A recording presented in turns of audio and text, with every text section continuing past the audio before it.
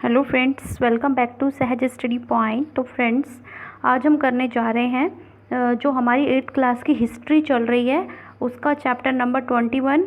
और मैं आपको बता दूं, अगर आप लोगों ने अभी तक जो पहले चैप्टर हैं वो नहीं देखे हैं तो आप लोगों ने देख सकते हो। तो हम जो है पहले 6th क्लास की हिस्ट्री, 6th क्लास की ज्योग्राफी और 7th क्लास की हिस्ट्री और 8th क्लास की जो हिस्ट्री है वो हमारी अब चल रही है। तो फ्रेंड्स, चलिए शुरू करते हैं आज का अपना ये चैप्टर, ब्रिटिश कालीन भारतीय शासन व्यवस्था। तो देखिए, सबसे पहले क्वेश्चन है हमारा, ब्रिटिश कालीन भारत केंद्रीय शासित प्रदेशों एवं कितने प्रांतों में बटा हुआ था। तो जब ब्रिटिश का जो समय था उस काल में जो हमारा भारत है वो कितने केंद्र शासित प्रदेशों में और कितने जो प्रांत थे उनमें बटा हुआ था। तो उस टाइम जो है हमारा भारत 11 प्रांतों में बटा हुआ था। तो सभी प्रांतों में अलग अलग गवर्नर थे। तो देखो, सभी जो जितने भी प्रांत थे उनमें अलग अलग गवर्नर बैठते थे जो कि भारत के गवर्नर जनरल के प्रति उत्तरदायी थे। नेक्स्ट देखते हैं, आगे है, सन 1857 की क्रांति के पश्चात ईस्ट इंडिया कंपनी का शासन समाप्त हो गया। तो देखो, जब 1857 की क्रांति हुई थी उसके बाद क्या हुआ था, जो ईस्ट इंडिया कंपनी थी ना, तो उसका शासन जो था वो समाप्त हो गया था। तो उसके स्थान पर भारत में प्रशासन का सीधा नियंत्रण था। तो इंग्लैंड की जो ताज एवं संसद के नियंत्रण में आ गया। तो इंग्लैंड के ताज और संसद के नियंत्रण में आ गया। नेक्स्ट अपना सेकंड नंबर का क्वेश्चन है, भारत का प्रथम वायसराय कौन था। और ये बहुत इंपॉर्टेंट है, कई बार एग्जाम्स में आता है कि जो भारत का प्रथम वायसराय था वो कौन था। तो वो लॉर्ड कैनिंग था जो भारत का प्रथम वायसराय था। नेक्स्ट है, पील जो कमीशन है किस भारत शासन अधिनियम के तहत पारित हुआ। तो जो पील कमीशन है वो 1858 जो भारत शासन अधिनियम है उसके अनुसार जो है पारित किया गया। फोर्थ वाला है, पील कमीशन की रिपोर्ट क्या थी। तो ये पील कमीशन जो था वो था क्या। तो देखिए, इसका होगा, ब्रिटिश सरकार द्वारा सेना के पुनर्गठन के लिए स्थापित पील कमीशन की रिपोर्ट पर सेना में भारतीय सैनिकों की तुलना में यूरोपियनों का अनुपात बढ़ा दिया गया और फूट डालो राज करो की जो नीति है उसका अनुसरण किया। तो ये पील कमीशन जो है उसकी रिपोर्ट थी। तो ब्रिटिश संसद ने एक इंडियन काउंसिल्स एक्ट 1861 पारित किया। क्या पारित किया था? एक इंडियन काउंसिल्स एक्ट 1861 है उसको पारित किया। तो इस अधिनियम के जो नियम थे वो इस प्रकार हैं। तो इस अधिनियम के कुछ नियम भी थे। पहला है, गवर्नर की कार्यकारिणी परिषद के साधारण सदस्यों की संख्या 4 से बढ़ाकर 5 करी। तो देखो, इसके जो गवर्नर के कार्यकारिणी परिषद है उसकी संख्या कितनी कर दी? 4 से जो बढ़ाकर है वो 5 कर दी थी। कार्यपालिका को सुचारू रूप से चलाने के लिए नियम तथा आदेश बनाने के अधिकार दिए गए। जो कार्यपालिका थी उसको सुचारू रूप से चलाने के लिए नियम और आदेश बनाने के अधिकार दिए गए। नेक्स्ट है, विधान परिषद को अब संपूर्ण ब्रिटिश भारत के लिए कानून और नियम बनाने की शक्ति प्रदान की गई। तो ये 3 प्रकार के जो नियम थे वो लागू किए गए। नेक्स्ट अपना क्वेश्चन नंबर 5 है, किसी भी बिल को कानून बनाने के लिए किसकी स्वीकृति लेनी आवश्यक थी। तो देखो, इसके लिए गवर्नर जनरल की जो स्वीकृति है वो लेनी बहुत आवश्यक थी। 1892 का जो भारत परिषद अधिनियम है वो किसने पारित किया। तो देखो, ब्रिटिश जो संसद है उसने पारित किया। क्या? 1892 का भारतीय परिषद जो अधिनियम है। नेक्स्ट है 7, इस अधिनियम का सबसे महत्वपूर्ण जो प्रावधान है वो क्या था। तो देखो, इस अधिनियम का सबसे महत्वपूर्ण जो प्रावधान है वो था चुनाव पद्धति की शुरुआत करना। ये बहुत इंपॉर्टेंट है कि जो चुनाव पद्धति है उसकी शुरुआत कहाँ से की गई, ये कई बार एग्जाम्स में आ चुका है, इसे देख लेना। नेक्स्ट है, निर्वाचन की पद्धति कैसी थी। तो जो निर्वाचन की पद्धति थी उस टाइम पे अप्रत्यक्ष रूप से निर्वाचन किया जाता था तथा निर्वाचित सदस्यों को मनोनीत सदस्यों का दर्जा दिया जाता था। तो जो सदस्य थे उनको मनोनीत सदस्यों का जो है दर्जा दिया जाता था। नेक्स्ट, इस अधिनियम द्वारा केंद्रीय और प्रांतीय जो विधान परिषद थी उनकी सदस्य संख्या में वृद्धि की गई। तो ये लाइन बहुत इंपॉर्टेंट है, इस अधिनियम के द्वारा केंद्रीय और प्रांतीय विधान परिषदों की सदस्य संख्याओं में जो है वृद्धि की गई। नेक्स्ट, 1919 का भारत जो परिषद अधिनियम है उसके जन्मदाता कौन थे। तो देखो, 1919 का भारत जो परिषद अधिनियम है उसके जन्मदाता हैं भारत के सचिव मार्ले तथा गवर्नर जनरल लॉर्ड मिंटो थे। तो वैसे इनका नाम इकट्ठा आ जाता है कितनी बार, मार्ले मिंटो। तो ये वैसे अलग अलग जो है व्यक्ति हैं, ये एक व्यक्ति नहीं है। तो भारत के सचिव जो थे वो तो थे मार्ले और गवर्नर जनरल थे वो थे मिंटो। तो ये आप ध्यान रखना। नेक्स्ट आगे देखते हैं, इस अधिनियम को मार्ले मिंटो सुधार के नाम से जाना जाता है। तो देखो आ गया ना ये एक साथ में कि मार्ले मिंटो, तो इस अधिनियम को मार्ले मिंटो सुधार के नाम से जाना जाता है, जिसके तहत भारतीय परिषद अधिनियम 1909 मार्ले मिंटो जो सुधार है उसके नाम से पारित जो है किया गया। नेक्स्ट 10 क्वेश्चन, इस अधिनियम के द्वारा किसकी स्थापना की गई? तो देखो इस अधिनियम द्वारा जो मुसलमान हैं उनके लिए पृथक मताधिकार और पृथक निर्वाचन क्षेत्रों की स्थापना है वो की गई। तो ये इम्पोर्टेंट है इसमें कि इस अधिनियम के द्वारा जो है मुसलमानों के लिए पृथक मताधिकार और जो पृथक निर्वाचन क्षेत्रों की स्थापना की गई। इसी कारण मार्ले मिंटो को सांप्रदायिक निर्वाचन पद्धति का जन्मदाता कहा जाता है। तो देखो क्यों कहा जाता है जो मार्ले मिंटो है उसको सांप्रदायिक निर्वाचन पद्धति का जन्मदाता, क्योंकि मार्ले मिंटो जो है इन्होंने ये क्या किया था, इन्होंने मुसलमानों के लिए पृथक मताधिकार का जो है पृथक निर्वाचन क्षेत्रों की स्थापना की गई, तो इसीलिए इनको सांप्रदायिक निर्वाचन पद्धति का जन्मदाता कहा जाता है। आई होप सो फ्रेंड्स आपको ये बहुत अच्छे से समझ में आ रहा होगा। नेक्स्ट चलते हैं अपने 11 क्वेश्चन की ओर। भारत में शासन करने हेतु अंग्रेजों ने कौन सी नीति अपनाई? तो भारत में शासन करने के लिए जो अंग्रेज हैं उन्होंने फूट डालो और राज करो की नीति को अपनाया। नेक्स्ट है अपना 12 वाला क्वेश्चन कि 1919 के भारत शासन अधिनियम द्वारा प्रांतों में कौन सी शासन व्यवस्था लागू की गई? तो 1919 के अधिनियम के द्वारा भारत शासन अधिनियम द्वारा प्रांतों में द्वैध यानी कि द्वैध या दोहरा शासन प्रणाली को अपनाया गया। तो अब प्रांतों में आंशिक जो उत्तरदायी शासन था वो व्यवस्था लागू की गई। भारत सचिव को जो वेतन भारत सरकार से मिलता था इस अधिनियम द्वारा अब वह अंग्रेजी कोष से मिलना तय हो गया। तो देखो यहाँ पे एक चेंज हो गया, जो भारत सचिव है तो भारत का जो सचिव था उसको पहले वेतन कौन दे रहा था? तो भारत सरकार दे रही थी, लेकिन अब इस अधिनियम के आते ही क्या हो रहा है, तो इसमें बदलाव हुआ। इस अधिनियम द्वारा अब वह अंग्रेजी कोष से जो उसको वेतन है वो मिलना शुरू हो गया था। नेक्स्ट, इस अधिनियम को जो है मॉन्टेग्यू चेम्सफोर्ड सुधार के नाम से भी जाना जाता है। तो कौन सा अधिनियम हो गया ये? 1919 का जो भारत शासन अधिनियम है उसका ही दूसरा नाम है मॉन्टेग्यू चेम्सफोर्ड सुधार। नेक्स्ट अपना क्वेश्चन नंबर 13 है, केंद्रीय सूची के विषय क्या क्या थे? तो देखो केंद्रीय जो सूची है उसके जो विषय थे विदेशी मसाले, रक्षा, डाक, तार, सार्वजनिक ऋण आदि। प्रांतीय सूची के मुख्य विषय क्या क्या थे? जो प्रांतीय सूची के मुख्य विषय थे स्थानीय स्वशासन, शिक्षा, चिकित्सा, भूमि कर, अकाल सहायता, कृषि व्यवस्था आदि।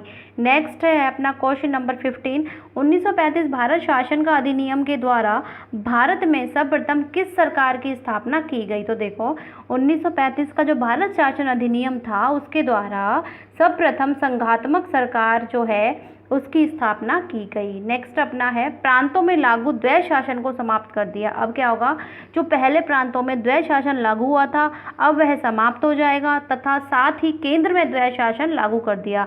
तो जो प्रांतों का द्वैध शासन है वो तो समाप्त हो गया, लेकिन अब इसमें क्या किया इन्होंने, साथ ही जो केंद्र सरकार में है, किसमें, जो केंद्र सरकार का द्वैध शासन है इन्होंने वो लागू कर दिया। तो ये वाला जो है बहुत इंपॉर्टेंट लाइन है, इसमें से भी पूछा जाएगा, क्वेश्चन बहुत इंपॉर्टेंट है। तो इसके तहत बर्मा को भारत से अलग कर दिया। अब इस जब ये प्रांत हैं, प्रांतों में जब द्वैध शासन लागू हो गया तो उसके बाद में क्या हुआ, जो केंद्र में द्वैध शासन प्रांतों से तो खत्म हो गया और केंद्रों में द्वैध शासन लागू हो गया, तो उसके बाद जो बर्मा है तो बर्मा को भारत से उस टाइम क्या है अलग कर दिया था। नेक्स्ट अपना है क्वेश्चन नंबर 16, केंद्रीय विधानमंडल के 2 सदन जो हैं कौन कौन से थे? तो देखो केंद्रीय विधानमंडल के 2 सदन थे, राज्यसभा और दूसरा था संघीय सभा। तो देखिए राज्यसभा में कुल 260 सदस्यों का प्रावधान था, इनमें से जो 104 सदस्य हैं वो देशी रियासतों से। तो देखो राज्यसभा में जो कुल सदस्य संख्या है वो 260 थी और इनमें से 104 जो सदस्य हैं वो देशी रियासतों से, तथा शेष जो 156 प्रतिनिधि जो उसके प्रतिनिधि थे वो ब्रिटिश प्रांतों के थे। कहाँ के थे? ब्रिटिश प्रांतों के थे। तो 1/3 सदस्य अवकाश ग्रहण कर लेते थे। जो संघीय सभा है उसकी सदस्य संख्या 375 जो है निर्धारित की गई, इनमें 125 स्थान देशी रियासतों को दिए गए तथा शेष जो 250 स्थान थे उसमें से 246 जो स्थान है वो सांप्रदायिक व अन्य विभागों को वर्गों को दिए गए थे। नेक्स्ट, विषयों को कितनी श्रेणियों में बांटा गया? तो देखते हैं।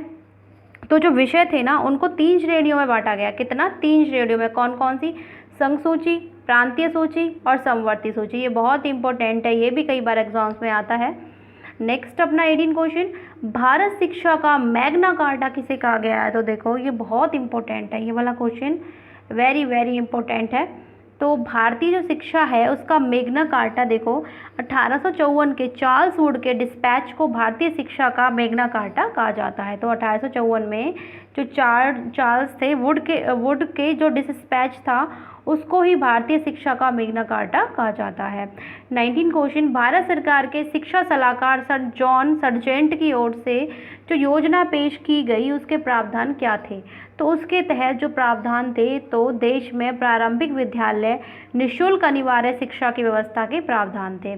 समाचार पत्रों को प्रतिबंधित करने के लिए कौन सा एक्ट लागू किया गया? तो 1878 है उसमें इन समाचार पत्रों को प्रतिबंधित करने के लिए वर्नाकुलर एक्ट जो है वो लागू किया गया। नेक्स्ट है इल्बर्ट बिल संबंधी विधेयक किसके काल में प्रस्तुत किया? तो जो इल्बर्ट बिल संबंधी विधेयक था वो लॉर्ड रिपन के काल में जो है वो प्रस्तुत किया गया। ये बहुत इंपॉर्टेंट है कि जो लॉर्ड रिपन है उसके काल में प्रस्तुत किया गया। नेक्स्ट है इस विधेयक में क्या कहा गया? जो ये विधेयक था इल्बर्ट बिल वाला उसमें क्या कहा गया था? तो इस विधेयक में कहा गया कि सभी न्यायाधीशों को चाहे वे भारतीय हों या अंग्रेज हों उन्हें समान अधिकार प्राप्त होने चाहिए। इसके अनुसार भारतीय न्यायाधीश भी अंग्रेजों को दंडित कर सकते हैं। तो देख लिया आपने इसके प्रावधान क्या थे कि इस विधेयक में कहा गया है कि सभी न्यायाधीशों को चाहे वे भारतीय हों चाहे वे अंग्रेज हों उन्हें समान अधिकार प्राप्त होंगे।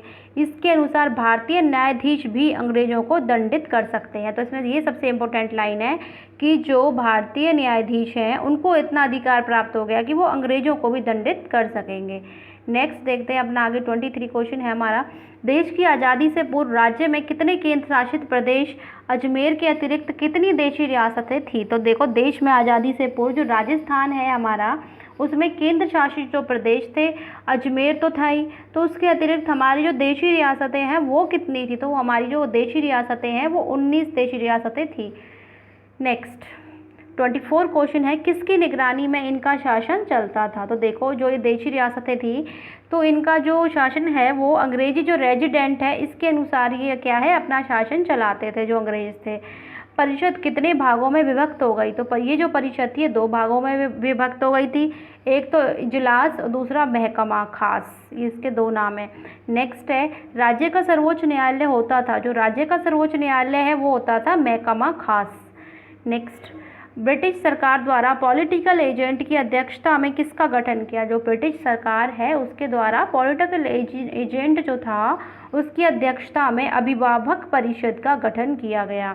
नेक्स्ट बीकानेर में किसके आधार पर न्याय व्यवस्था लागू की गई? तो बीकानेर जो है उसमें शक्ति जो पृथक्करण का सिद्धांत था उसके आधार पर न्याय व्यवस्था लागू की गई। नेक्स्ट है मुख्य न्यायालय किसके अनुरूप व कब स्थापित किया गया? तो जो मुख्य न्यायालय था वो 1922 ईस्वी में जो उच्च न्यायालय है उसके अनुरूप मुख्य न्यायालय स्थापित किया गया। नेक्स्ट ग्राम पंचायतों से ऊपर की इकाई को किसमें जो है बदल दिया? तो जो ग्राम पंचायत है उससे जो ऊपर की इकाइयाँ थी उसको परगनों यानी परगनों को जिलों में बदल दिया। नेक्स्ट है अपना 31 क्वेश्चन, राज्य जो हमारा राजस्थान है इसमें अंग्रेजी शिक्षा का आरंभ कहाँ से हुआ? तो राजस्थान में अंग्रेजी शिक्षा का प्रारंभ है वो अजमेर क्षेत्र से हुआ। कहाँ से हुआ? जो अजमेर का क्षेत्र है वहाँ से हुआ। अजमेर में राजकुमारों को शिक्षित करने के लिए किस कॉलेज की स्थापना की गई? तो अंग्रेज में राजकुमारों को शिक्षित करने के लिए जो है वो मेयो कॉलेज की स्थापना की गई। कौन से कॉलेज की? मेयो कॉलेज की। तो फ्रेंड्स ये जो था हमारा चैप्टर आज का वो समाप्त होता है। इसमें जो जितने भी इम्पोर्टेंट फैक्ट्स थे पूरा इसमें समाहित हो गया है। और इससे आगे जो है अब हम इसकी शब्दावली देख लेते हैं।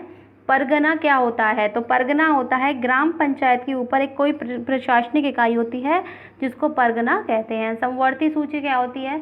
तो ऐसे विषयों की सूची जिन पर केंद्र व राज्य दोनों कानून बना सकते हैं। केंद्र व राज्य देखिए कौन कौन बनाएगा इसमें? केंद्र भी बनाएगा और राज्य भी बनाएगा। तो ये दोनों जो हैं अपना कानून बनाएंगे तो इसी को समवर्ती सूची कहेंगे। शक्ति का पृथक्करण क्या होता है? तो शक्तियों का विभाजन करना ही शक्तियों का पृथक्करण होता है। अब इसमें क्वेश्चन है तो देखिए भारत के प्रथम वायसराय कौन थे? Lord Canning, Lord Dalhousie, sir John Lawrence या लॉर्ड मेयो? तो देखिए इसका आंसर है आपने खूब अच्छे से जो जिसने भी चैप्टर पढ़ा होगा उसको आ गया होगा इसका आंसर। तो जो लॉर्ड कैनिंग है वो भारत के जो है हमारे प्रसिद्ध प्रथम वायसराय थे। तो फ्रेंड्स ये आज का हमारा 21 चैप्टर है वो पूरी तरह से समाप्त होता है। और ये 8th क्लास का था। और इससे जो नेक्स्ट जो क्लास आएगी उसमें हम करेंगे अपना चैप्टर नंबर 22 जो कि हिस्ट्री का है। और मैं आपको बता दूं, हम पहले अपनी हिस्ट्री कंप्लीट करेंगे 8th क्लास की और उसके बाद ही आगे कुछ करेंगे। तो देखिए, पहले हम 8th क्लास की हिस्ट्री कंप्लीट करेंगे, उसके बाद में आपको जो है वो मैं पूरा हिस्ट्री का जो सिलेबस है सिंधु घाटी सभ्यता से लेकर जो हमारी भारत की जो इतिहास है भारत का, वो पूरा कराने जा रही हूँ। तो पहले हम 8th क्लास की अपनी ये कंप्लीट कर लेते हैं, उसके बाद आपको जो है उसकी क्लासेस डेली देखने को मिला करेंगी फ्रेंड्स। और मैं आपको बता दूं, 1 बजे जो है, कितने बजे, 1 बजे हमारी डेली जो लाइव क्लास आती है वो किसकी आती है, तो वो हमारी हिस्ट्री की टेस्ट सीरीज चल रही है। अगर आप लोगों ने अभी तक नहीं देखा है तो आप चैनल पर जाकर देख सकते हो। और आपको जो पुरानी वाली जितनी भी लाइव टेस्ट की क्लासेस है वो सारी मिल जाएंगी। तो 1 बजे चल रही है, उसके बाद हमारी रात को 8 बजे साइकोलॉजी की चल रही है, और आपको हिंदी शिक्षण विधियों की रात को 10 बजे देखने को मिलती है। तो फ्रेंड्स, ये आज आप अपनी जो क्लास थी वो थी 21 चैप्टर की, नेक्स्ट 22 की आएगी। और फ्रेंड्स, मैं आपको बता दूं कि आज मैंने जो है, जिन्होंने 1 बजे वाली लाइव क्लास ली है उनको मैंने बौद्ध और जैन धर्म के बारे में जो दिया था, तो फ्रेंड्स सॉरी, वो मैंने गलती से दे दिया है आपको। तो आप ऐसा करना, दक्षिण भारत है जो, उसको याद कर लेना। दक्षिण भारत वाला जो टॉपिक है उसको आप लोग कर लेना, और उसका टेस्ट है जो वो कल आएगा। तो आपको जो देखने को मिलेगा कल टेस्ट, तो किसका देना है, जो हमारे दक्षिण भारत है जिसमें सारे मंदिर वगैरह आ जाएंगे, चोल पांडे वगैरह आ जाएंगे, तो वो वाला जो टॉपिक है आपको वो तैयार कर लेना है। उसके 30 क्वेश्चन हैं, वो आपको कल 1 बजे डेली लाइव क्लास में देखने को मिलेंगे। तो फ्रेंड्स, आपको बौद्ध और जैन नहीं करना है, आपको जो दक्षिण है, दक्षिण भारत, वो कर लेना है याद, ठीक है फ्रेंड्स। तो फ्रेंड्स, आज के वीडियो में इतना ही। अगर आप लोग चैनल पर नए हो तो चैनल को सब्सक्राइब कर लेना, और आप लोग बेल आइकन प्रेस करना, ऑल पर जाना। उसके बाद में जो आप लोग पहले से ही ऑलरेडी सब्सक्राइब कर रखा है चैनल, तो फ्रेंड्स आप आते ही शेयर किया करो और लाइक किया करो। जैसे ही आपको नोटिफिकेशन मिलता है तो आप ऐसे ही उसको लाइक किया करो। तो फ्रेंड्स, चैनल को ज़्यादा से ज़्यादा सब्सक्राइब करें, लाइक करें, कॉमेंट करें एंड शेयर करें। तो मिलते हैं नेक्स्ट वीडियो में। Okay, thank you.